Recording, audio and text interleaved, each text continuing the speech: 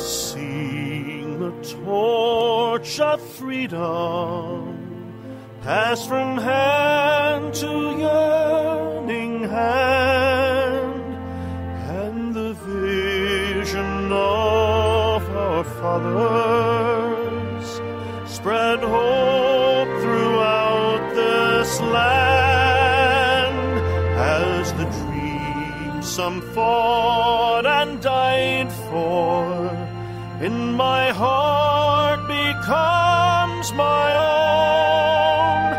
I will strive to keep her promise, America, my home. America, America, may God bless America, and freedom reign across America, my home. From the shorelines to the prairies, to the cities great and small, we have reaped the fruits of justice and liberty for all. So with deep appreciation. Good evening, ladies and gentlemen. Welcome to Character Matters. I'm Dr. George Simon. With deep appreciation for the freedoms that we enjoy in this great land of ours, freedoms that are under assault for one big reason, and that is that we face a crisis in this country, a crisis of character, threatening the very freedoms that we enjoy. Our founders knew that this whole experiment in freedom wouldn't work very well if we weren't an upstanding and righteous people. And we have had periods in our time when we weren't very true to our ideals, and we paid the price for that. But we've also had periods of unprecedented greatness in our country when we lived up to those ideals and when we were the kind of people that we're capable of being. And my personal mission has been for the last several years to do what I can as a mental health professional to promote the character development that we are so sorely lacking in our country these days. And I have a special guest that's going to be talking to you tonight. And actually, we're going to be having a conversation together with this special guest. And she gave me the idea that we need to make character cool again. I'm particularly fond of what she had to say about that. We may refer to that several times tonight. I like it. It's kind of a catchy phrase. We're going to make character cool again. You know, there was a time when people regarded character highly, and where people talked about it, where people cared about it, and where it was somewhat shameful to be a person of poor character. And we didn't hold people up for public display who weren't decent role models. We've changed a lot in the last 40 or 50 years, our society has. Some for the good, some not for the good. But I'm doing my part to stem the character crisis that we have. Character crisis affects everything from our businesses, our daily lives, our social issues, and especially our relationships, because that's where the foundation is. The foundation of our society is in our relationships, and especially in our families. And all too often these days, relationships fall apart, marriages fall apart, and for a lot of reasons, much having to do with irresponsibility on the part of one partner or another. And my special guest tonight, Tracy Shorn, is an expert in that area. She's especially an expert in the area of what can go wrong when spouses are unfaithful. And she has a blog We affectionately call her the chump lady.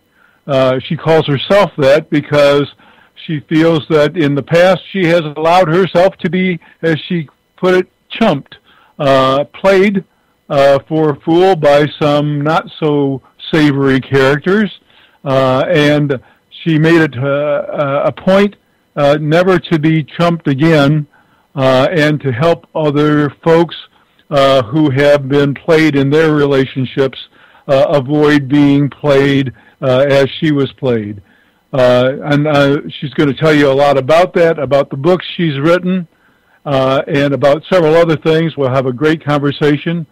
And at about 1:30, we'll open the phones up to you as well. Have you joined the conversation?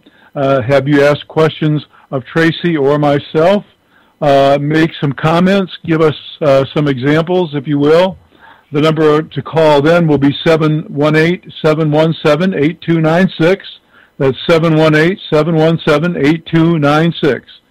But now it's my great pleasure to welcome to the program Tracy Shorn. Welcome, Tracy. Hi, Dr. Simon. Thank you so much for having me.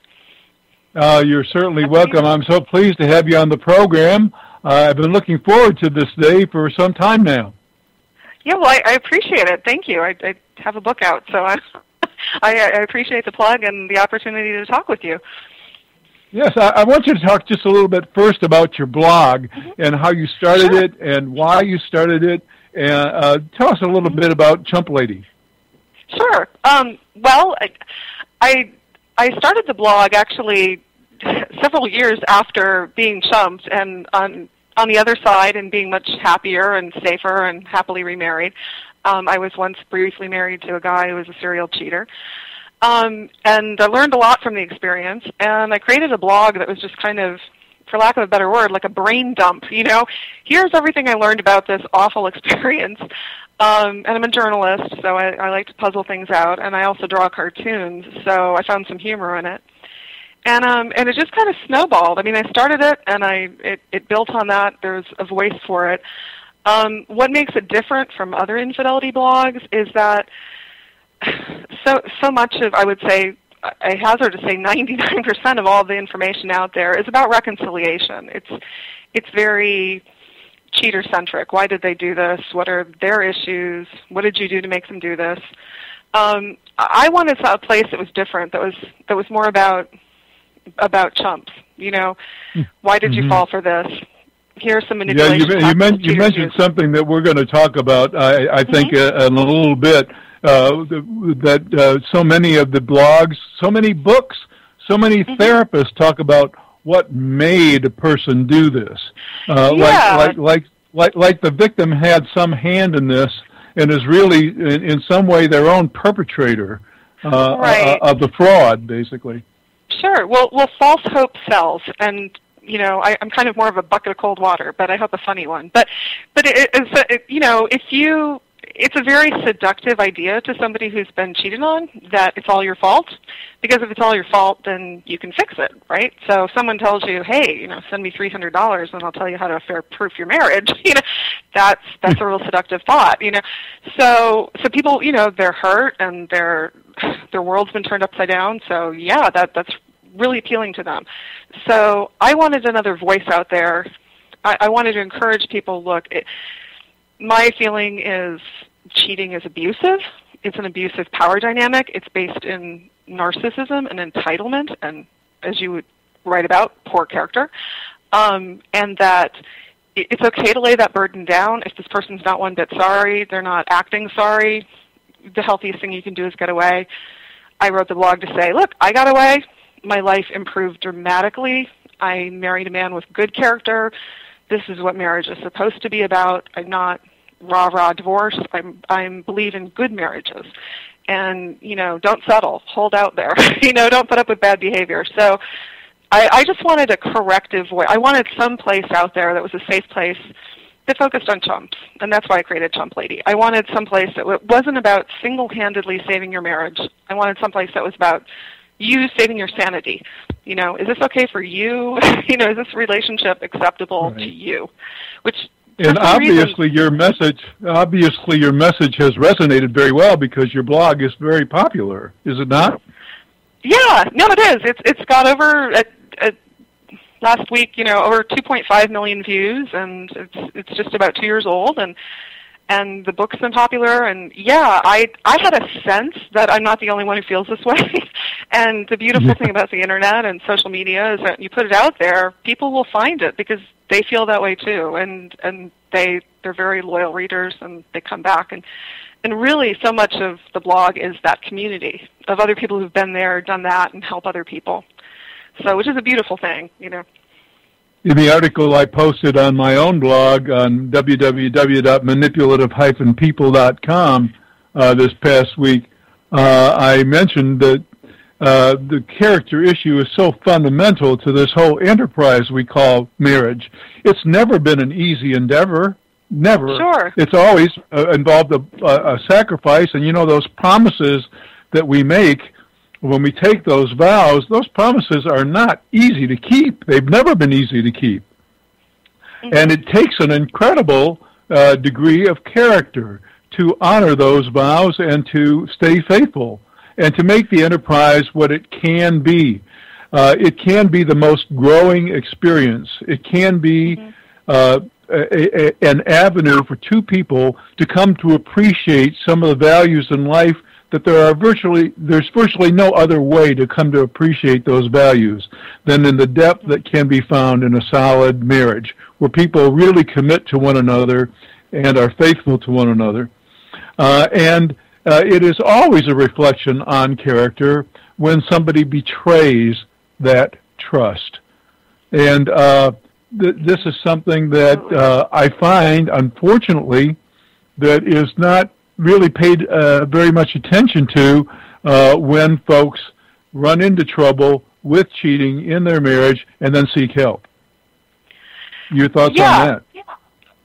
Sure. Well, one of the things, and again, it was a conversation I wanted to have by writing the book and the blog, is that what was so surprising to me is that after you've been cheated on, the assumption from the cheater often, unless they just walked out completely, and the assumption from therapists and the literature out there, is that you're going to reconcile. And the cheater feels entitled to that reconciliation.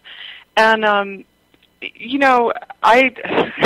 I believe in when you take a vow like that, it's a serious thing when you betray someone that. And not only that, but you're usually, marital resources are spent on this. You're stealing from your family. You're stealing time. You're stealing resources. You're humiliating them. I mean, it's a huge thing. And so, to me, society doesn't seem to understand the gravity of the loss of the person who's been betrayed, and that you killed this. You destroyed trust, and that it's very hard, if not impossible, to get that back, and that the impetus is really on the cheater to prove it. Their fealty to the chump, not the other way around, which it seems to be, what did you do to make them do this?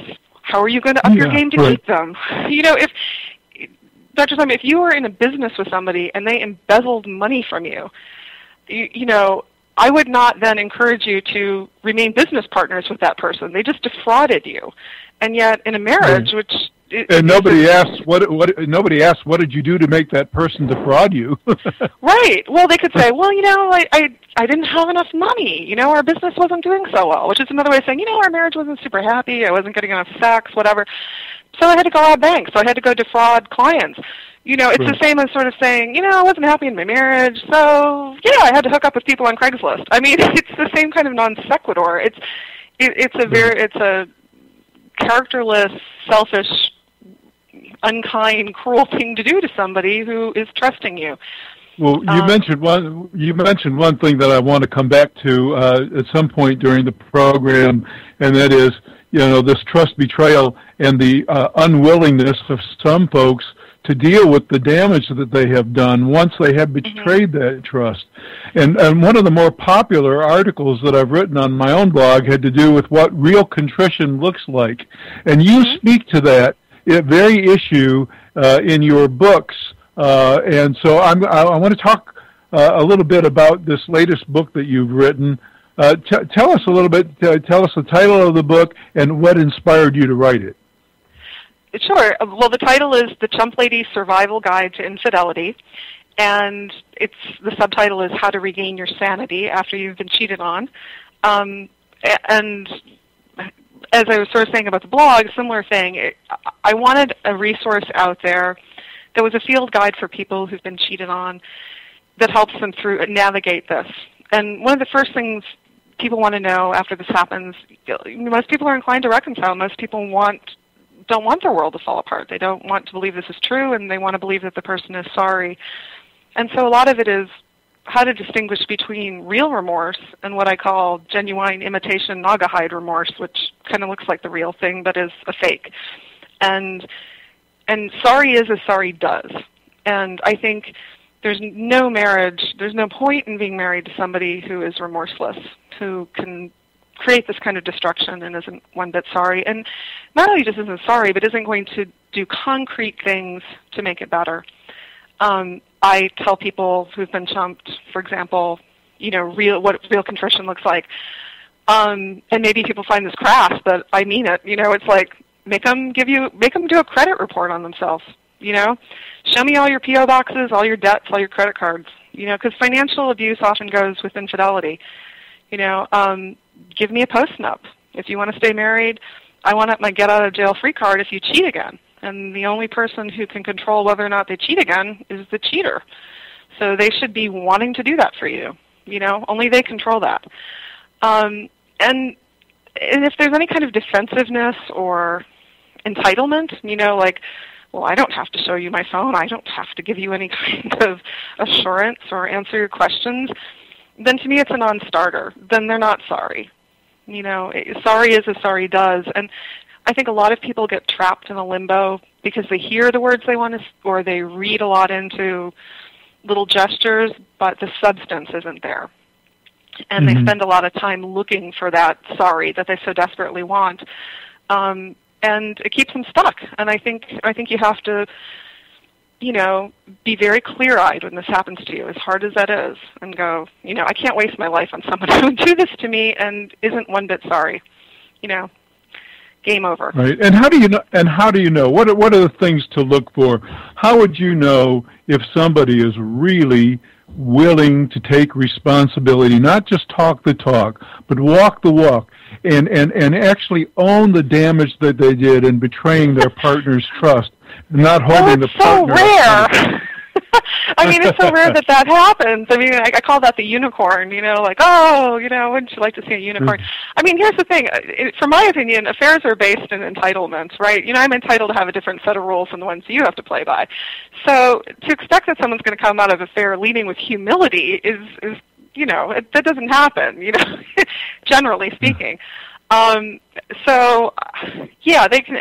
I guess the first thing I would say is, on the very off chance that you get a unicorn, this person's doing all the right things. They're giving you a post-nup. They're truly sorry. They're walking the walk. I'd say you're entitled to your deal breakers. It may be that this hurt you so badly you don't feel safe with this person. You know that they're capable of doing this, and try as they might, you're not going to get past it. That's okay. I think it's still okay to walk. You didn't destroy the relationship. They did. So that would be my first thing. Even if they're sorry, you're not obligated to stay in a contract that's been broken. That would be my first one. The second one is, if they truly are sorry, what does that look like? Like I said, it's what they do.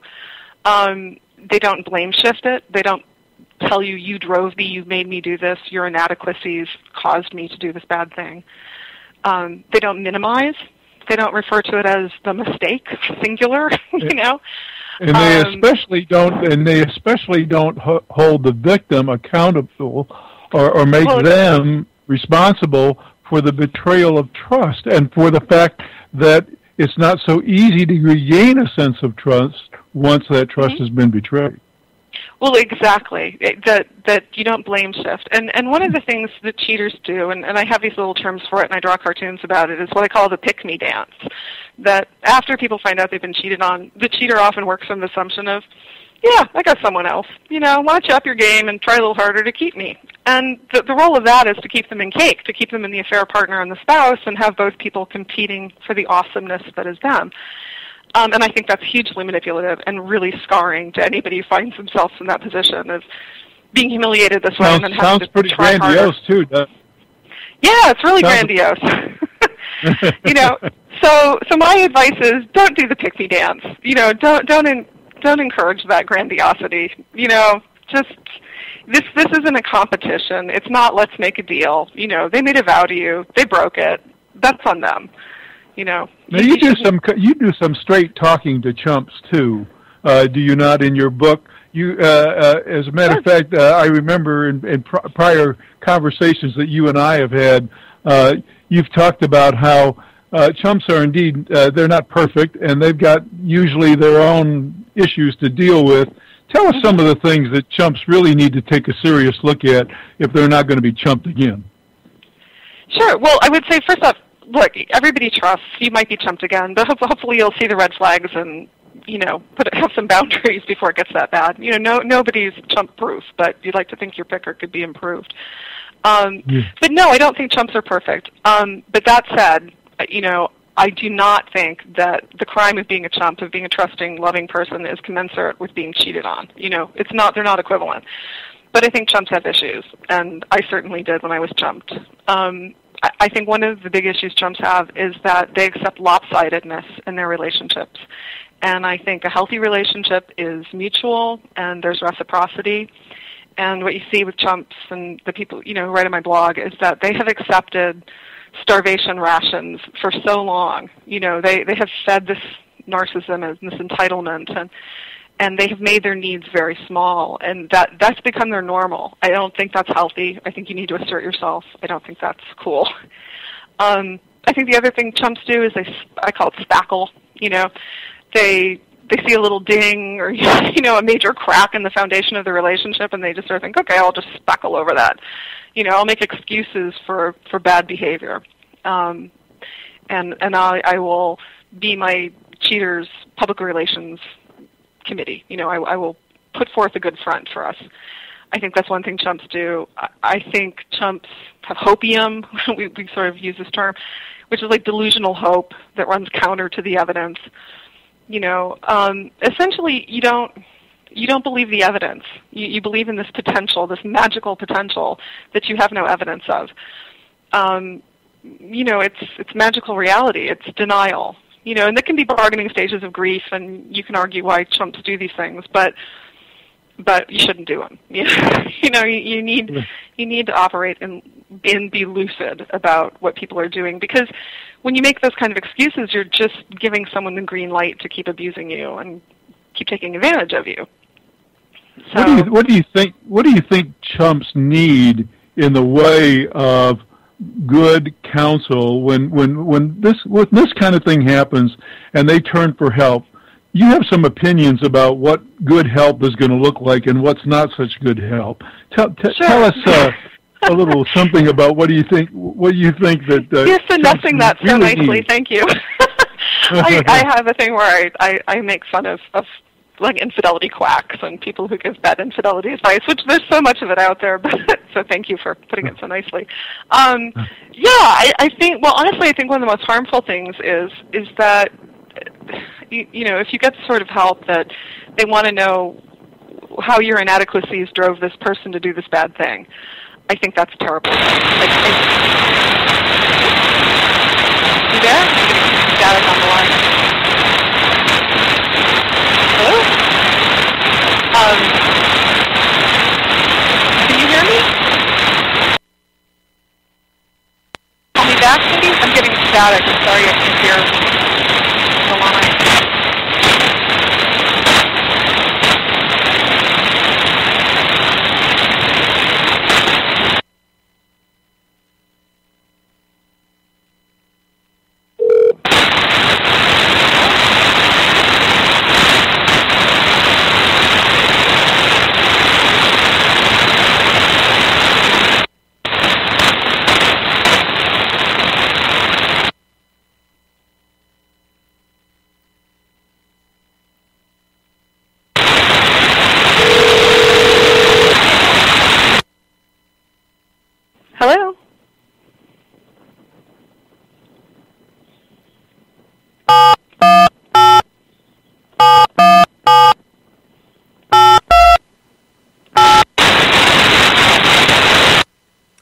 I'm sorry, it appears to be Dr. Simon that is having the static.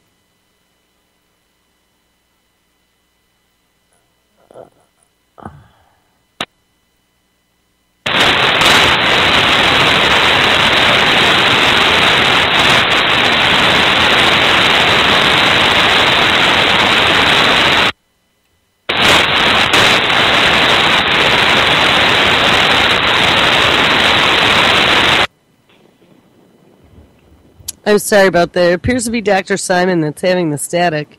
Oh, okay. I just wanted to call you back. The phone went dead. It went staticky, and then it went dead. So it's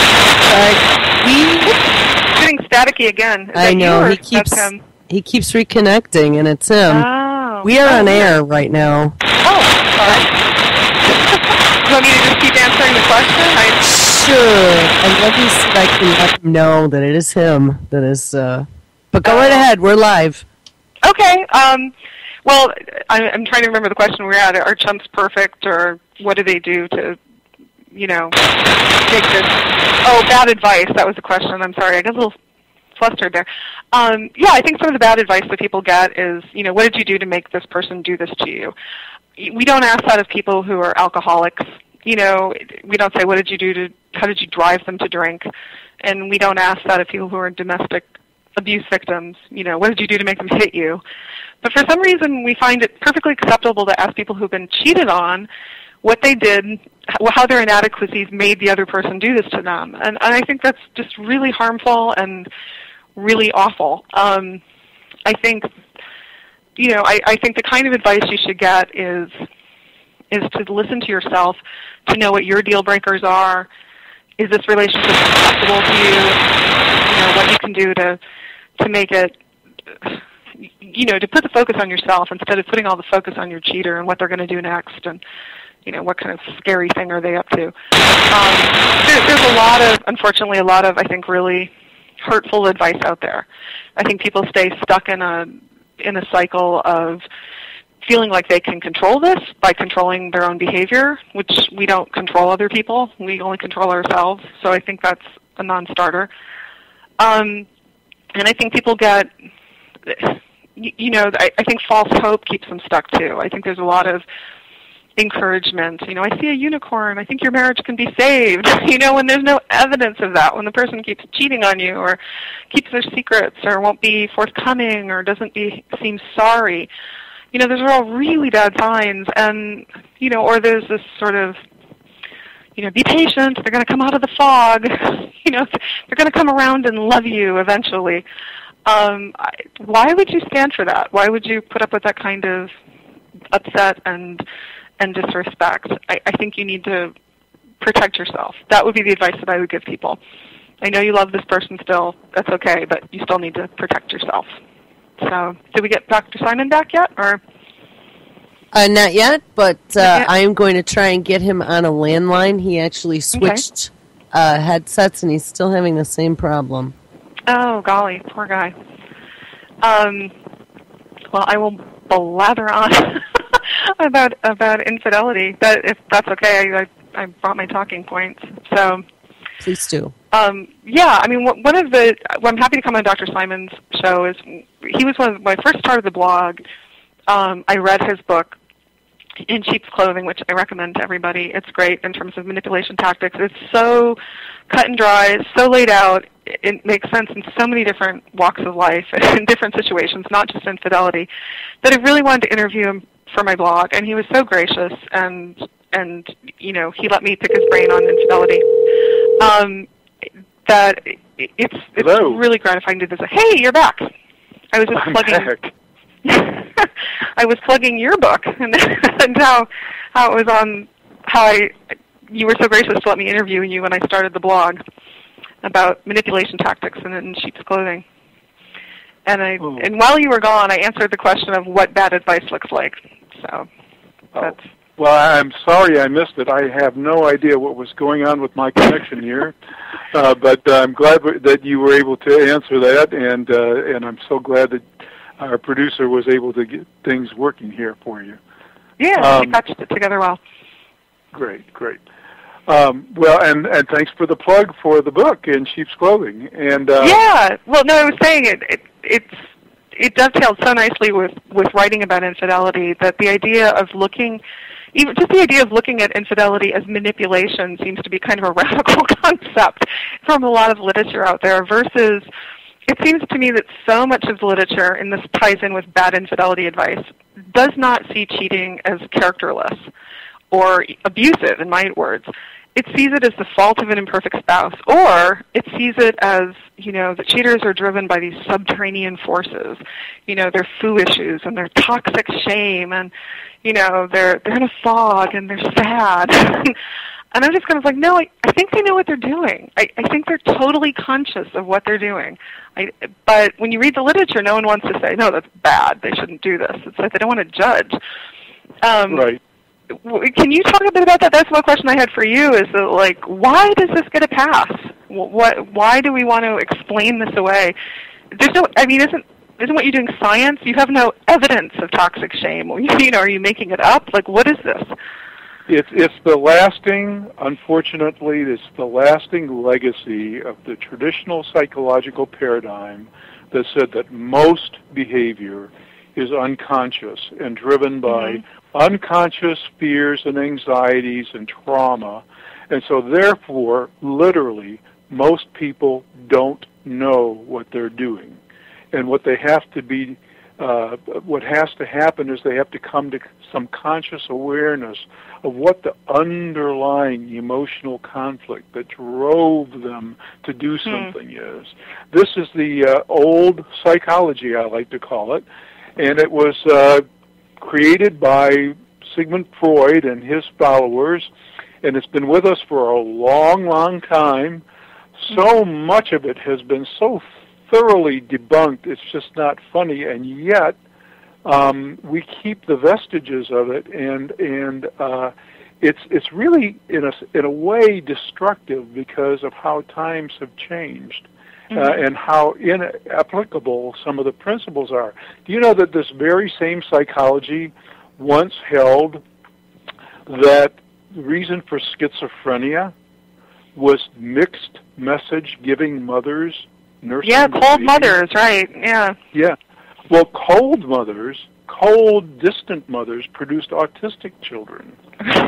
But mothers... It's all mom's fault. Yeah, exactly. But these were actually theories, or rejecting mothers produced paranoia. It's almost laugh out loud funny, some of the central tenets of this old system.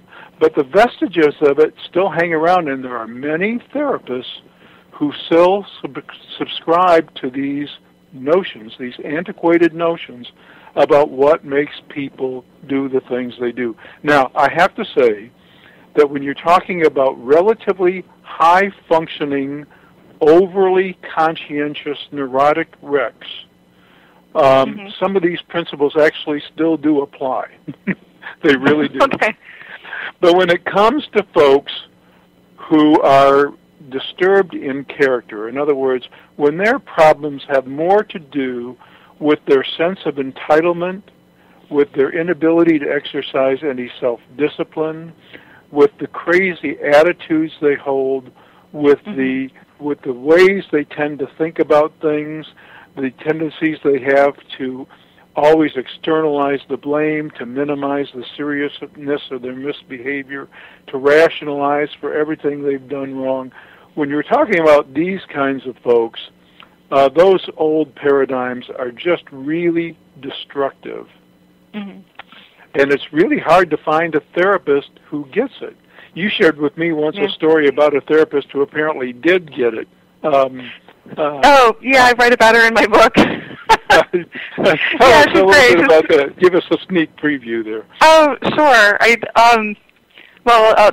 write a bit about her in the book. When I went to marriage counseling with my then cheater husband, he was a lawyer, and he was a bit of a verbal steamroller, and I called the practice, and first they gave me a guy called Dr. Hug, who just sort of sat there and blandly asked how you felt about things, and he was no good at all. So I said, do you have anybody tough in your practice? Do you have anybody that can stand up to this? And they're like, oh yeah, we got just the right person. So they gave us Janet, this tiny, tiny woman, like 90 pounds, dripping wet, little Jewish woman. And she just swore like a sailor, and she told him he had his head up his ass, and, you know, he didn't know what it was. He was greedy. He didn't know what it was to be sorry. She told me I was a chump.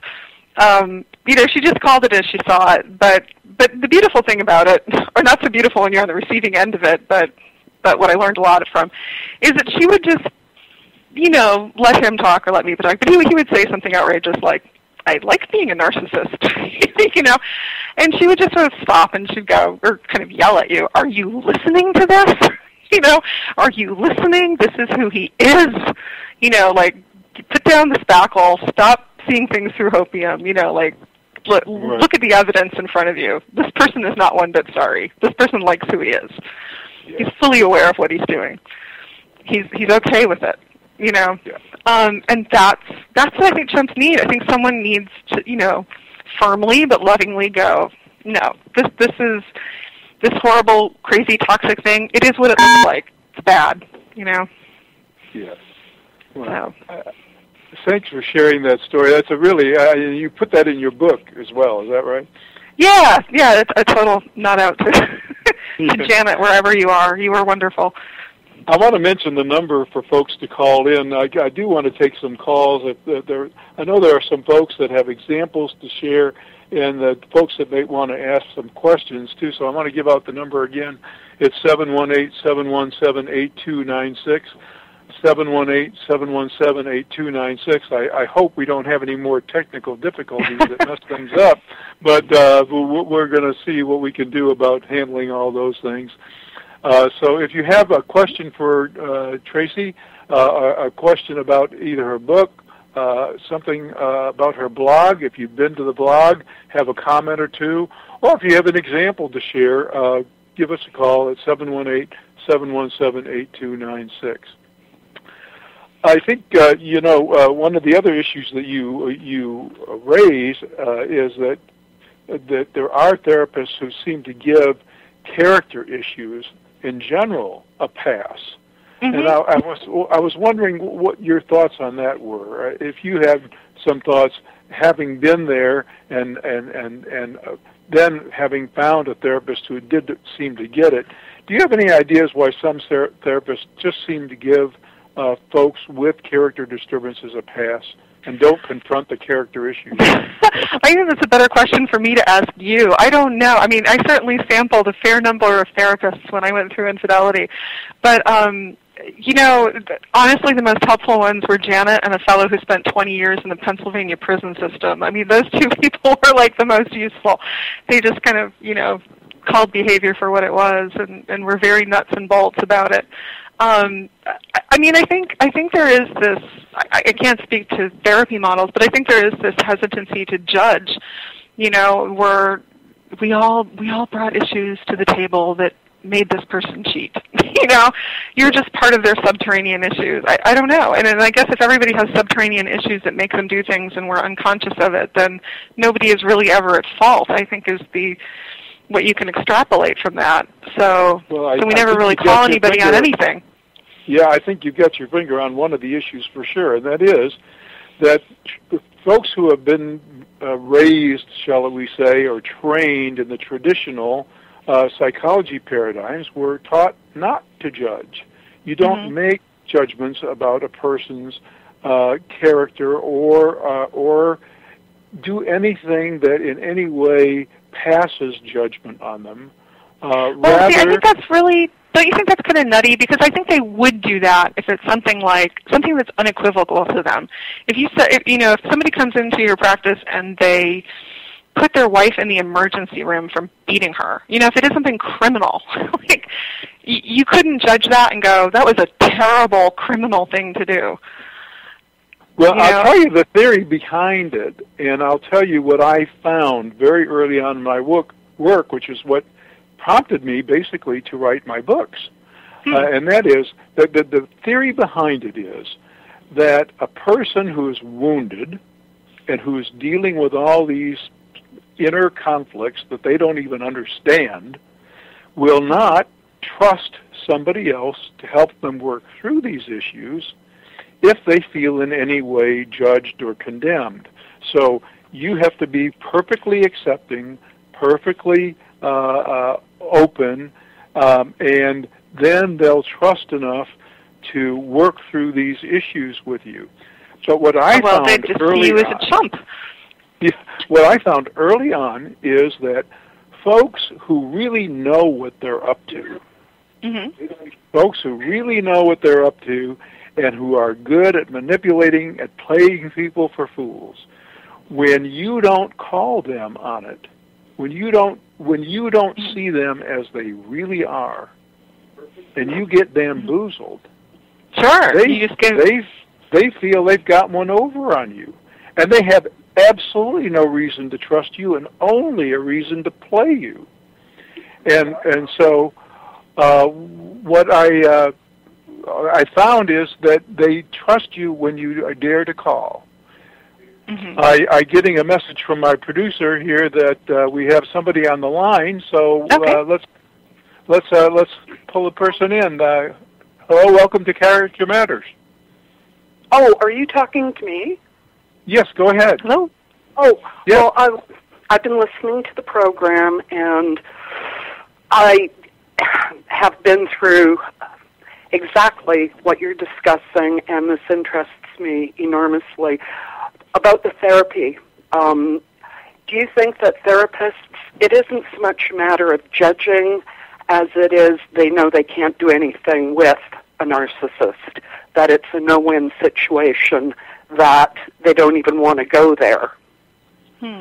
Well, I think that is part of the issue. I'm going to let you speak to that also, Tracy. I think that's part of the issue. When you say that they can't do anything about it, can't is not the right word. They won't because they don't know how. You actually can confront things like arrogance, like entitlement. You can actually confront those things if you know how to confront benignly. You call the behavior exactly what it is. The other person knows what they're doing. They know for sure what they're doing. You have to call it out, hold it out there in the open. You do it in a non-threatening manner, in calm, collected, not in a condemnatory manner, but you hold it out there. And you invite the person to take responsibility for it and to correct it. And I make this point in my book, Character Disturbance, over and over again. If it's ever going to be corrected, it will be corrected on the spot. Change always occurs in the here or now. If that person in your office is ever going to change, they will do so then, at that moment, at least for that moment. They may not do it once and for all time, but if they have any willingness to take a look at their behavior and make some changes, they will accept your confrontation. Yes, I was behaving in an entitled manner just now. I'm sorry about it. Correct it, and then you can reinforce them for that. But most therapists don't have the courage to do that, nor do they have the tactical skills to know how to do that. That's what my experience is. You want to chime in on that? Sure. I would say if you were in therapy with a narcissist, I think one of the most helpful things a therapist could do, like my Janet example, is just say, hey, this person's a narcissist. That's what you're dealing with when they say they like to behave. They enjoy being entitled, and they like all the cookies for them and none for you. That's good to know about them. Absolutely. But my question, and I do have a question, is sure. I'm approaching the end of the divorce proceedings. I don't think that I've been a chump so much as the narcissistic abuse literally drove me crazy. It made me a crazy person, and I didn't see what was happening, and my vision, the scales are gone. I'm seeing everything for what it is. And I'm talking about a 40-year relationship. Okay, I mean, my husband and I met in high school. I was 16, he was 17. He was damaged when I met him, but in 1973, the term narcissist really wasn't in great use.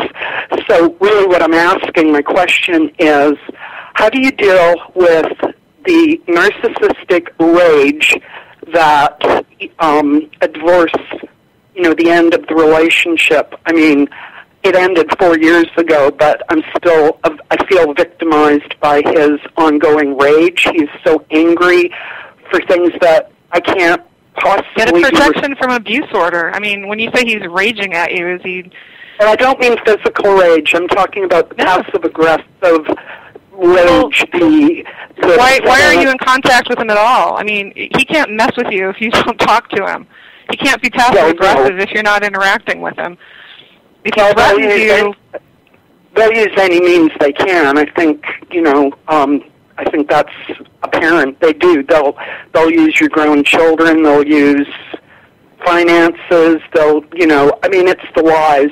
When he left here 4 years ago, he basically said, I'm unwilling to live a lie. And yet he cheated for, the better part of 6 or 7 years, and I had absolutely no idea. So... I'm sorry, that's awful. I would say go no contact. I mean, if your kids are grown, if you're 40 year marriage, I assume your kids are grown. You can't. They're responsible for their relationship with Mr. Freak. He's not. I would just say no contact, no contact, no contact. And that's what I'm trying to achieve, and I think I've been fairly successful. I'm talking about the lies. I'm talking about having... You don't control that. He's going to lie. That's what they do. They're freaks. He's going to spin his story. Right. I'm going to try chime in here because this is a big topic that I've written so many posts about on my blog and I've written about in my books. The only way to become depressed is for you to invest any time or any attention in something you haven't the power to control. That is the formula for depression. And so if you want to be depressed, if you want to be angry and frustrated, and you want to feel unempowered in your life, then by all means, preoccupy yourself with people, places, and things that you have no power to control, and you will certainly end up depressed. But if you want to be free and to be joyful, regardless of the damage that might have been done, then every time your mind starts to wander to that person or to that place or that thing that you can't control, turn your attention to yourself and what it is that you want in your life. And so long as your attention and your emotional energy is invested in you, you will be full of joy. Now, it is that simple. Am I saying it is that easy? No, it is not easy. It's not easy to retrain yourself. Character disordered people are really good at getting you to focus externally because of all the things that they did to manipulate and hoodwink and chump you. You get really used to the idea of focusing outside of yourself, of putting your energy and your attention elsewhere. So it's not an easy thing to turn that around, but it is a relatively simple formula. And I can't emphasize that enough. I've written about it so many times. During your book today. Yeah, absolutely. I think that's what I needed to hear, and I can't tell you how much it means to me. Thank you so much. You're so Good luck. He sounds like a nut. Sorry. Well, it's sad, but I think Dr. Simon's absolutely right. The focus has to shift. I absolutely can't spend the rest of my life, dealing with what he may or may not do. Sure. Period. Well, thank you so much for the call. Thank you. Bye-bye. Well, that was a wonderful call. Yeah, absolutely. To the point. Focus on yourself and not what you can't control. And I do think that is such a common thing that I hear, and not just in people who've been cheated on, but people who have been in a relationship with any kind of less than noble character. The other person in the relationship begins to command your attention. Well, it's a character assassination. Was she saying he's telling lies about me? They do that. That's what they do. It is absolutely infuriating. They are going to try to control the narrative. They're not the bad person. And it is insult to injury, but it's very hard to step away from it. But you got to. I mean, you don't control it, as you well pointed out. You don't control that. So. Okay, I think we have another call coming in, so I want to patch that one through. Caller, welcome to the program. Hello? Thank you very much. Hello? You're welcome, yes. Welcome to Connector Matters. Thanks. I'm a long-time reader of the blog, Trump Lady blog, and Dr. Simon and I read Character Disturbances, and both have been very helpful. But I have a question. What is the difference between a serial cheater and a sex addict? And my other two questions, and then I'll sign off. But do character disturbed people know what they're doing? Is it are they doing things on purpose that cause pain? Boy, great questions. Yeah. Okay. They get a big high off of it. That would be my answer. Oh yeah, they know and they enjoy it. You know, that's my short answer. Yeah, I love your unicorn example, Tracy, because I'm going to use it here. I do believe that there are such things as sexual addicts. I do believe they are, but I like the unicorn. I think I may have seen one, but then again, I can't be so sure. I think this is an industry, the sexual addiction industry. Mm-hmm. I think it's a very disingenuous industry. It's got a lot of things built into it. Some of the demands that people working within that paradigm place on the victims, I think, are unconscionable. Well, it's that thing. Oh, they're sick. They can't help themselves, and so then you feel stuck, right? Because they have this addiction, and you have to help them through it. And it's one more way chumps get stuck and putting all their focus on the person who's hurting them. Well, it's worse than that, Tracy. It's worse than that. Some of these models actually tell the victims that they can't overstress their poor addict cheaters. Oh God, right. Or they're going to reoffend. They're going to reoffend. They're going to go. That's right. They'll relapse. Don't trigger me. Right. They're too wounded. They're too God. brittle. They've not healed. Oh my gosh. It's an industry. Well, there's a lot of that in the reconciliation literature too. I hate to tell you, don't make them deal with their toxic shame, or they're just going to have to go out and deal with their poor stress and cheat again. There's a lot of that nuts. I would say the difference between serial cheaters and sexual addicts, I have no idea, but I would say it's effed up enough that you should know to get away from it. Right. You don't need to know what flavor of effed up it is, excuse my language. You just need to know that it's a deal breaker for you. I mean, if this person is a serial cheater or if they're sex addict, they're disrespecting you. And if you're somebody who values commitment and monogamy and not being with somebody who has a double life, then it's not the relationship for you. You don't have the same values as this person. You don't need, I call it untangling the skein of F-uppedness. You don't need to untangle their skein. You just need to know that it's a deal breaker for you. So now, I also use Occam's razor here. The simplest explanation is the best. Let me just pose this question to you. Let's just say that we have a unicorn. Let's just say that we have a real sexual addict, somebody who actually meets the criteria for sexual addiction. However, we also have a person who has solid, upstanding character. They just have a disease, a true disease, but they have good character. What would a person of real character who has a disease that they realize has just decimated the person that they love the most, what would a person of real character do if they had such a disease? They'd let them go, would be my, What would the person of real character do? What would the person of real character about getting help? Absolutely. The person of real character, if they have character and they have this disease and they realize this disease is destroying the person they love, that person stops at nothing to get healthy.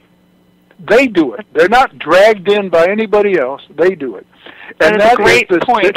That is the simple test of what's really at stake most of the time.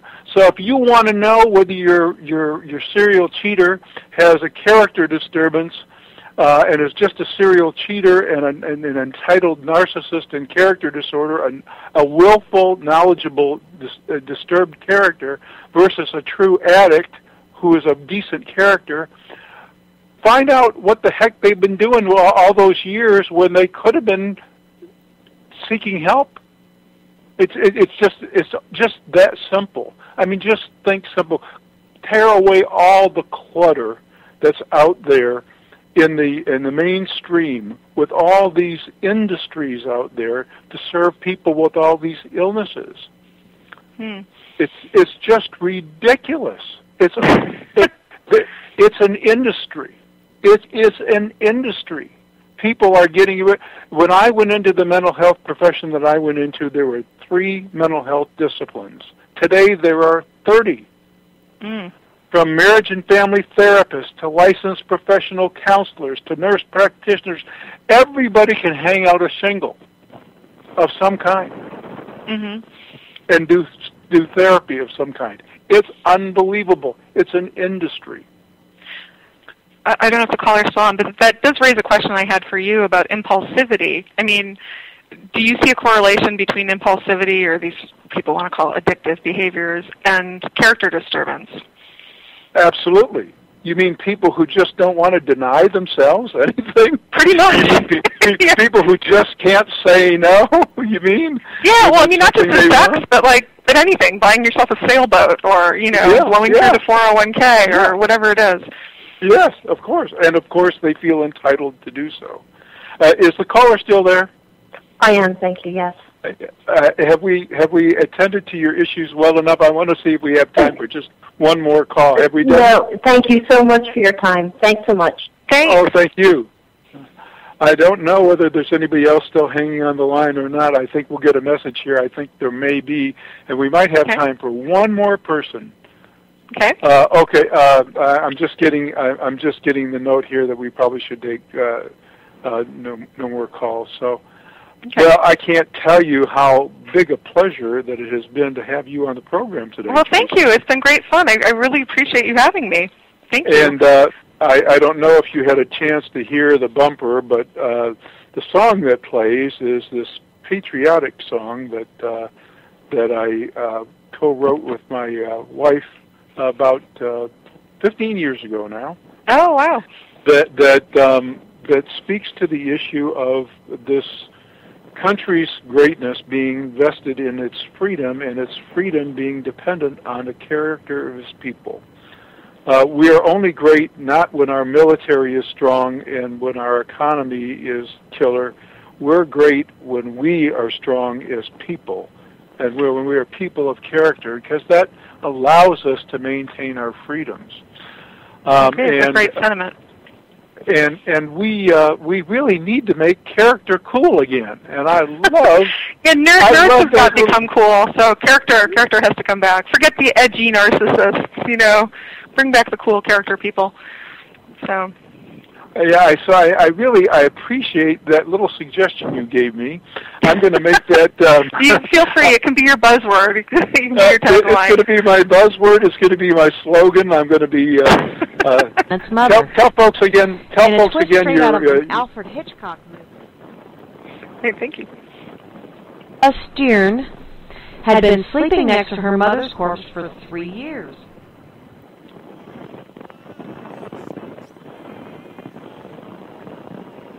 My. Hello? Hello? Are you there? Yeah, I'm still here. We had something come in there. I'm not sure what that was.